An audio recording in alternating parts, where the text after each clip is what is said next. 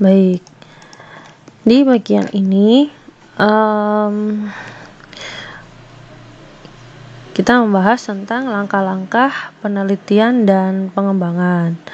Di beberapa buku metode penelitian R&D, ada 4 ini yang paling populer untuk dibahas. Artinya ada 4 model penelitian dan pengembangan yang paling populer. Antara lain miliknya ini Borg dan Gall, kemudian ada Tyagarajan, Robert Branch, sama Ritchie and Klein. Yang semuanya populer, tapi biasanya yang paling populer ini sering dikutip ini Borg dan Gall ini, kemudian Robert Branch ini yang paling sering. Tyagarajan juga sering muncul. Beberapa juga muncul ini Tyagarajan. Mari kita lihat apa perbedaan langkah-langkah penelitian dan pengembangan menurut para pakar ini. Yang pertama, menurut Borg dan Gall, ada 10 langkah penelitian dan pengembangan yang secara runtut harus dilakukan mulai dari awal sampai akhir.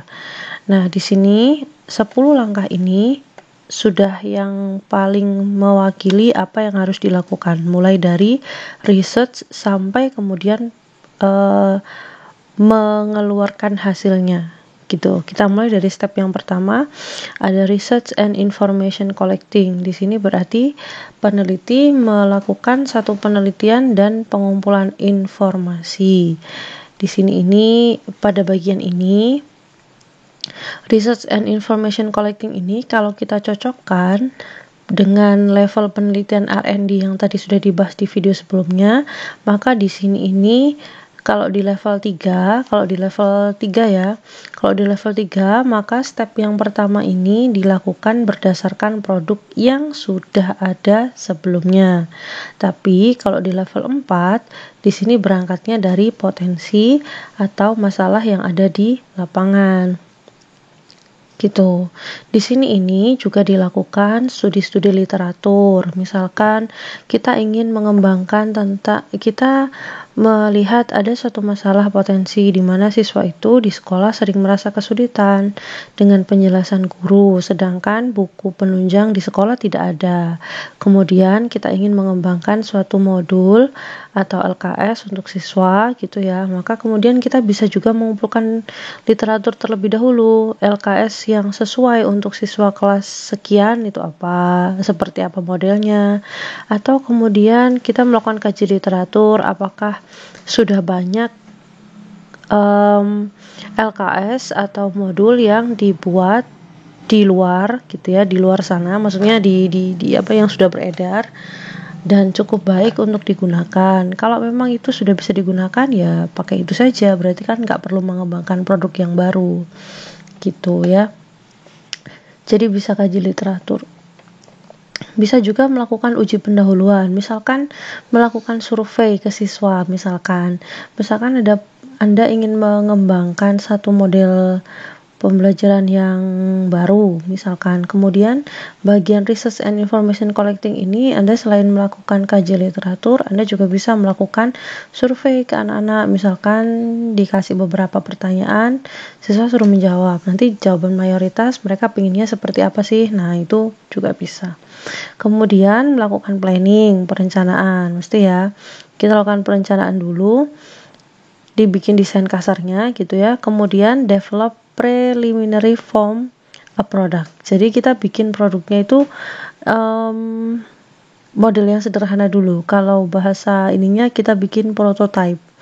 Jadi bikin model yang sederhana dari produk yang sudah kita rencanakan itu.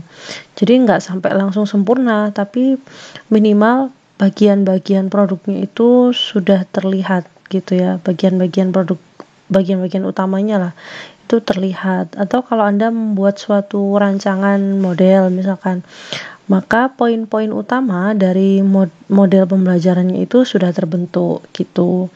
Kemudian dilakukan preliminary field testing, jadi uji awal gitu ya, uji lapangan awal, uji preliminary. Jadi uji lapangan awal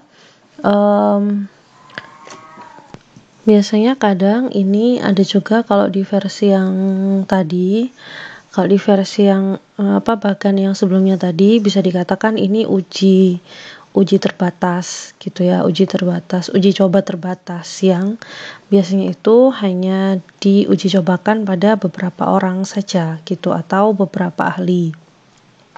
Kemudian yang kelima ini adalah main product revision. Jadi kita bikin revisi dari hasil preliminary field testing tadi.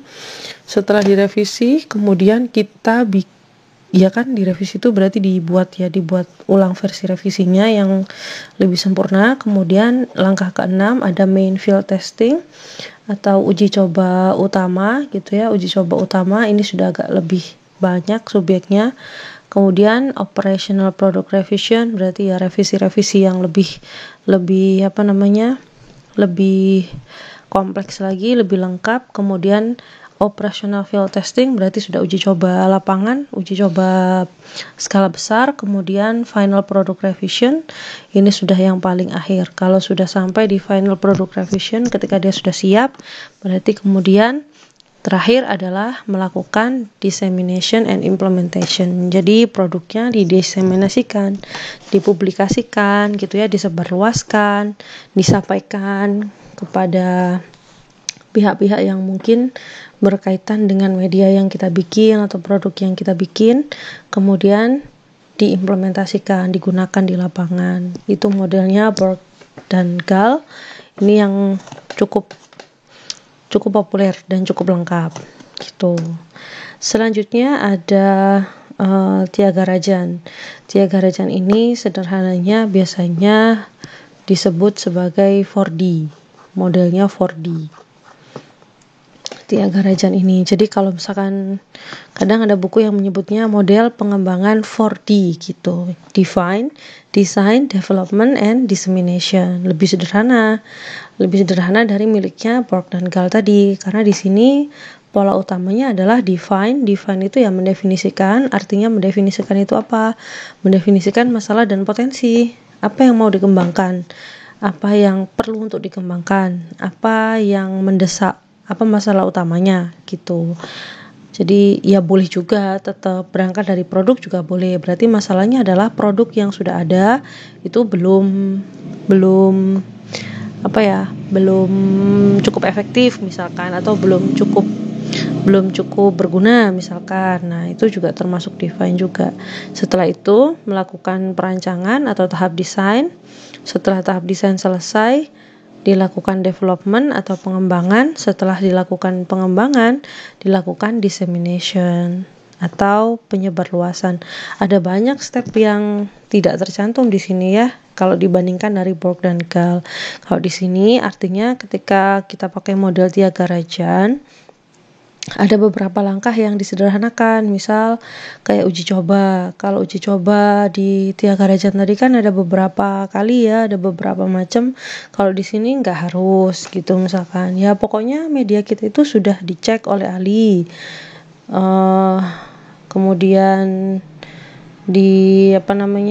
kemudian dikembangkan, sudah selesai, diuji, disebarluaskan gitu. Lebih sederhana, tapi ya tidak hanya sederhana itu mestinya ya. Anda harus cek lagi model pengembangan Tyagarajan. Yang kayak begini Anda bisa browsing aja langsung model model penelitian pengembangan Tyagarajan, nanti muncul sendiri sudah rinciannya. Jadi tahap define ini yang dilakukan di dalamnya apa saja yang harus dianalisis dalam tahap define. Kemudian pada tahap desain, rancangan apa saja yang harus dibikin. Kalau pas development itu yang dilakukan apa saja, termasuk yang terakhir dissemination, apa saja yang harus dilakukan. Ada semua ya, di buku juga ada, di bukunya Pak Sugiono ada rincian yang lebih lengkap. Kemudian di model yang ketiga miliknya Robert Branch itu lebih dikenal dengan model ADDIE atau ADI. Kalau orang Indonesia ya saya dulu juga termasuk yang menggunakan modelnya Robert Branch ini, menggunakan model ini. Jadi yang pertama adalah analysis, kemudian design, development, implementation, yang terakhir evaluation. Jadi kalau di model Tiaga Rajan tadi kan setelah development tuh dia langsung prosesnya adalah dissemination, langsung dikeluarin, di launching lah kasarnya. Kalau yang ini enggak, mulai dari analisis dulu. Kalau tahap analisis ini kan mirip sama define tadi ya. Kemudian ada tahap design, development masih sama kan. Selanjutnya implementation. Nah, di bagian implementation inilah yang muncul bagian uji-ujinya yang dilakukan, uji lapangan, uji skala kecil, macam-macam. Kemudian dilakukan evaluasi. Setelah dilakukan evaluasi, mungkin akan ada perbaikan, mungkin ada penyempurnaan. Nah, itu di situ terakhir. Nah, modelnya ADDIE ini tidak wajib dissemination gitu, tidak wajib melakukan diseminasi. Artinya ketika Anda misalkan ingin mengembangkan suatu produk yang produknya itu bisa digunakan oleh masyarakat umum, bisa tidak, artinya tidak harus disebarluaskan gitu ya, tidak wajib digunakan gitu, tapi bisa menjadi suatu alternatif gitu. Nah, itu bisa dipakai model ADDIE ini karena nggak ada step dissemination gitu. Nah, terakhir ada model Ritchie and Klein. Ritchie and Klein ini malah lebih sederhana lagi, hanya 3, yaitu planning, perencanaan, production, sama evaluation. Nah, model Ritchie and Klein ini yang berarti model yang level 2. Jadi tanpa melakukan penelitian terlebih dahulu. Jadi langsung planning, membuat perencanaan ya, kemudian production, jadi memproduksi, kemudian dievaluasi. Lebih sederhana. Dari semua model ini, biasanya yang paling sering disebutkan di dalam jurnal ya Borg dan Gall sama ADDIE ini yang sering digunakan. Setelah ya, pokoknya 2 ini yang sering. Kemudian di bawahnya ada model yang 4D. Tiaga Rajan ini sering. Kemudian Ritchie and Klein ini enggak terlalu sering sih, tapi ya ada juga. Gitu ya. Jadi kalau misalkan sekarang sudah mengenal istilah-istilah ini, maka tidak asing lagi kalau ketemu penelitian pengembangan. Model-modelnya apa saja? Anda bisa menyebutkan. Bisa model Borg dan Gall, bisa model ADDIE, atau bisa model 4D, atau model Ritchie and Klein misalkan. Nanti Anda bisa browsing lagi yang lainnya. Masih banyak sebenarnya, masih banyak jenisnya. Terakhir ini untuk yang bagian ini ada kompetensi peneliti R&D. Jadi ini adalah beberapa list kompetensi yang harus kita miliki ketika kita itu ingin melaksanakan penelitian R&D. Jadi minimal ada 9 ini yang harus lengkap. Yang pertama, mampu melakukan penelitian, studi literatur, analisis kebutuhan. Jadi bagian ini tuh, di bagian sini kita harus jadi orang yang sangat teliti dan bisa menggali benar-benar sampai ke akarnya. Maka di sini kita perlu kemampuan kualitatif, kemampuan penelitian kualitatif maksudnya ya. Kemudian mampu membuat rancangan produk yang akan dihasilkan dengan spesifikasi tertentu sesuai analisis sebelumnya. Jadi di sini ini ya, ketika kita itu mau membuat suatu produk, maka pastikan produk atau pengembangan yang kita buat itu sesuai dengan apa yang sudah kita kaji sebelumnya. Jangan asal gitu ya kasarnya. Kebutuhannya apa? Jangan-jangan kita sudah mengembangkan produk tapi ternyata tidak tepat sasaran. Kita bikin produk, misalkan kita mengembangkan produk tapi ternyata produk ini jauh lebih sederhana daripada yang ada di luaran. Malah yang di luaran jadi lebih populer gitu. Atau misalkan barangkali kita mengembangkan produk yang itu hanya bisa digunakan oleh area tertentu saja, di luarnya tidak bisa misalkan. Ya bukan salah, ya nggak salah, cuman ya akhirnya speknya jadi kurang luas gitu-gitulah ya, nggak apa-apa. Tapi kalau memang kita masih latihan, namanya skripsi ya, masih latihan, tidak masalah ya. Kemudian yang ketiga, mampu membuat prototipe dari produk yang dihasilkan. Jadi bikin prototipe dulu, bikin yang versi sederhana. Saya dulu ketika bikin board game, Anda bisa membayangkan monopoli gitu ya, papan monopoli, tapi titik perjalanannya itu nggak di pinggir kayak monopoli gitu. Jadi saya bikin kayak rute gitu ya. Itu saya gambar manual aja dulu sebelum saya bikin dengan menggunakan desain yang dengan menggunakan desain yang sungguhan desain gitu. Saya bikin aja, saya gambar manual, plannya seperti ini, nanti di sini diletakkan kartu ini dan seterusnya gitu. Jadi itu bikin prototype dulu. Kemudian mampu membuat model ini ya, model hipotetik. Jadi rancangan produk hasil kajian lapangan atau studi literatur jika produknya berupa sistem, kebijakan, model atau lainnya. Nah, ini kan kalau misalkan dia itu produknya bukan barang fisik gitu ya, bukan